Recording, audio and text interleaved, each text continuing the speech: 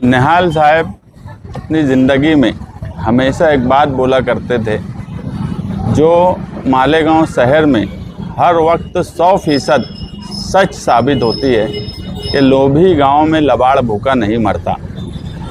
और अभी जो है एक बनावटी डिविज़नल कमिश्नर बोलो या कलेक्टर बोलो, एक फ़र्ज़ी आदमी ये सब ओहदे बताकर और अपने आप को मुसलमान बताकर शहर में एक फ्रॉड करने की कोशिश किए और कई लोग उसमें ठगे गए। प्रेस वालों को बुलाने का मकसद ये है कि जिस तरह से वो अपने ताल्लुकात बड़े लोगों से बना रहे थे, मौजूदा एमएलए के साथ उनकी वीडियो और फ़ोटोज़ आई, जो लोगों के पैसे उसमें उन्होंने फ्रॉड में दिए, वो लोगों ने खुद मुझसे कहा कि यार कई लोगों को इसलिए इत्मीनान था कि वहाँ पे मौजूदा एमएलए आ जा रहे थे। तो कहीं ना कहीं ये कड़ी या ये फ्रॉड बहुत बड़ा बना होता। मगर मैं मालेगांव शहर की तरफ से, समाजवादी पार्टी की तरफ से पुलिस डिपार्टमेंट का शुक्रिया अदा करता हूँ कि उन्होंने बहुत जल्द ही उस फ्रॉड आदमी को गिरफ़्तार कर लिया और आवाम के सामने सच्चाई लेकर आई और बहुत गरीब लोग उस फ्रॉड में फंसने से बच गए। अगर इस तरीके का फ्रॉड करता है तो लोग बगैर कागज़ पत्तर के, बगैर किसी से बात को समझे हुए, क्योंकि वो महेश नगर में ही रह रहा था, मैं भी महेश नगर में रहता हूँ, मेरे पास 2-4 लोग उस वक्त आए भी कि इस तरीके की बात बोली जा रही है पैसा देने की, तो मैंने उनको मना किया कि यार मुझे वो आदमी समझ में नहीं आता है, क्योंकि मैं खुद भी एक जिस वक्त अफ्तार पार्टी रमज़ान में रखी गई, मैं अफ्तार पार्टी में नहीं गया मगर मेरे महल्ले के हिसाब से मैं खुद भी वहाँ गया था। उस वक्त 5 मिनट उनसे जो भी बातचीत हुई, मैं निकलने के बाद रिजवान सर और मैं यही बात हुआ कि ये फ्रॉड आदमी है, ये कहीं ना कहीं गड़बड़ कर रहा है। लेकिन पुलिस डिपार्टमेंट ने सही वक्त पर उन पर कार्रवाई की और ये शहर को एक बड़े फ्रॉड से बचा लिया। शहर के एक जिम्मेदार एमएलए वहाँ पे जाके ताल्लुक बनाएंगे, हो सकता है ऐसा कि उनको मालूम नहीं होगा उसके बारे में नहीं। देखिए, हम लोग शहर में एक जिम्मेदार हैं, हमको देखकर बहुत से लोग फैसला करते हैं, तो हम किससे मिल रहे हैं, किससे ताल्लुकात बना रहे हैं।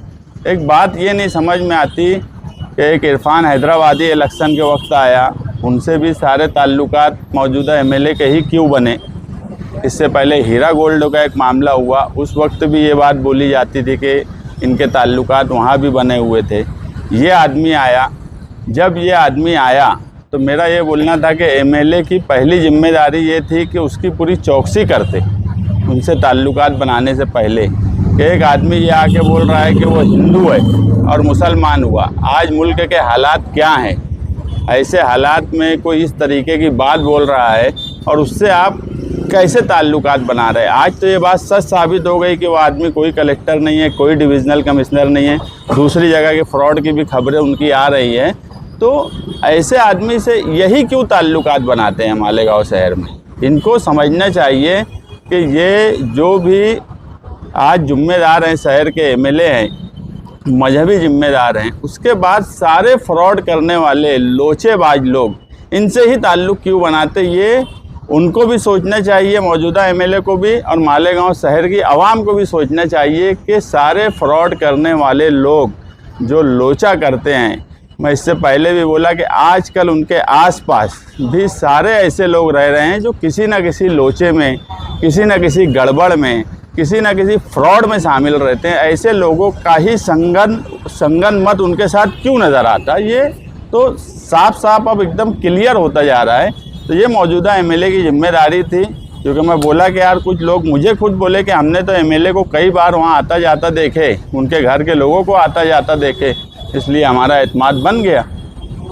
इस तरह का फ्रॉड किया उसने, जगह के बारे में किया, नौकरी के बारे में किया, कुछ लोग आपसे आए थे मिलने के लिए, क्या वो जो है उस यानी हठधर्मी बोली जाए कि महाराज सैजिंग के पास एक जगह है, पुलिस डिपार्टमेंट के लिए सरकार ने रिज़र्व करी है, उस जगह पर रो हाउसिंग बनाकर देने की बात, कुछ ज़मीन देने की बात, कुछ लोगों को नौकरी देने की बात, इस तरीके से अलग अलग हिसाब से उन्होंने पैसे लेने की कोशिश की है। और मैं जो बोला कि पुलिस डिपार्टमेंट अगर इतनी जल्दी कार्रवाई नहीं करती तो ये फ्रॉड बहुत बड़ा होता। ये मालेगांव शहर का हो सकता है सबसे बड़ा फ्रॉड होता, मगर पुलिस ने बहुत अच्छा काम किया और पुलिस ने अपनी जिम्मेदारी निभाई और मालेगांव शहर को एक बहुत बड़े फ्रॉड से बचा लिया।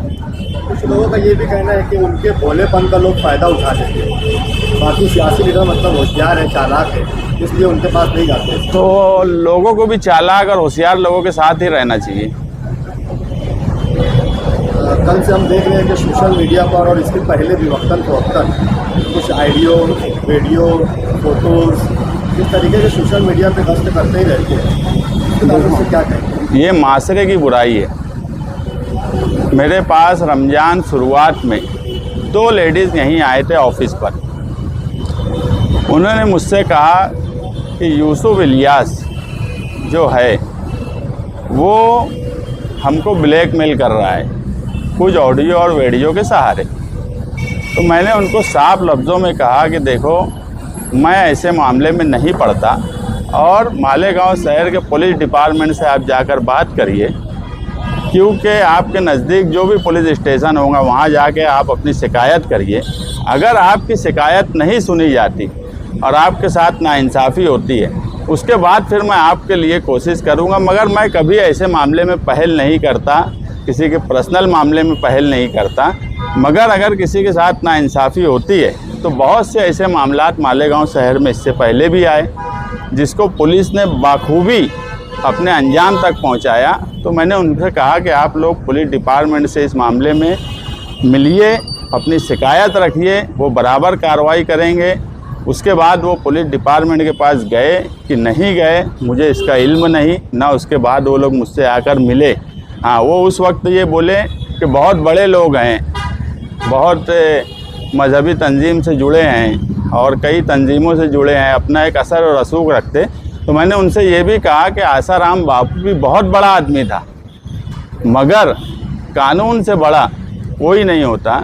अगर किसी खातून के साथ या किसी लड़की के साथ बोलते हुए उसने ये भी बोली कि यार वो लड़की नाबालिग है, तो मैंने ये कहा कि अगर मैं बोल रहा हूँ कि आसाराम बापू जैसा आदमी जिसका असर और रसूख सियासी भी था, रुपये पैसे का भी था, मगर आज वो जेल में है, तो कानून से बड़ा कोई नहीं होता।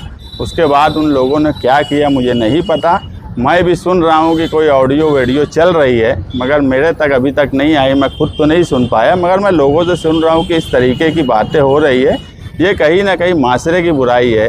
शहर में मजहबी लिबास ओढ़ लेना और इस तरीके की हरकत करना, ये बहरहाल गैर मुनासिब बात है और माशरे में या समाज में इस तरीके से काम नहीं होना चाहिए, वो भी शहर के ज़िम्मेदारों की तरफ से, जो अपने आप को बड़ा ही दीनी मजहबी बुनकरों का ज़िम्मेदार मानते हों।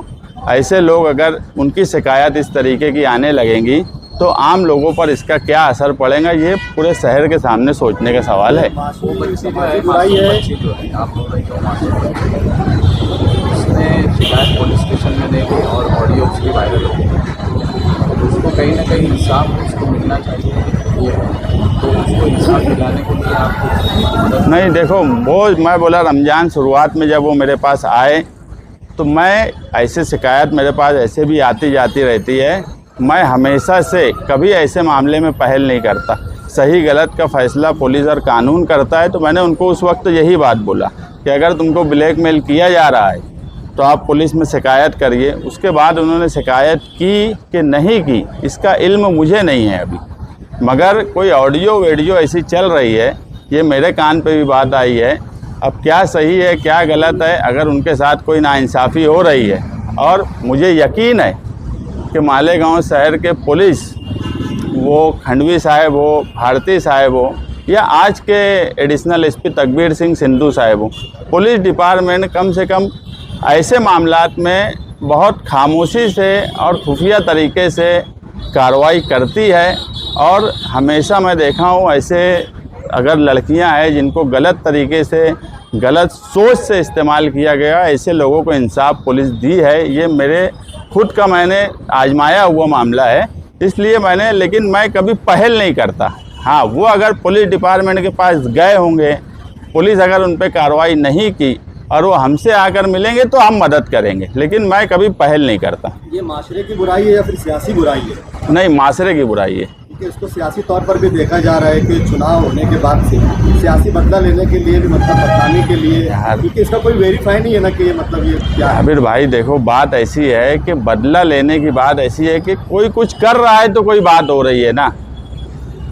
मैं भी सियासी हूँ, मैं से भी मेरे मुखालफिन बदला लेने की कोशिश करेंगे, दूसरे लोग भी सियासी है, आसिफ शेख भी सियासी है, एजाज बेग भी सियासी है, मुफ्ती साहब भी सियासी है, सब एक दूसरे से सोचेंगे, लेकिन कोई कुछ करेगा तो कोई बात पैदा होगी। बिला वजह तो कोई मुझ पर इल्ज़ाम नहीं लगा देगा।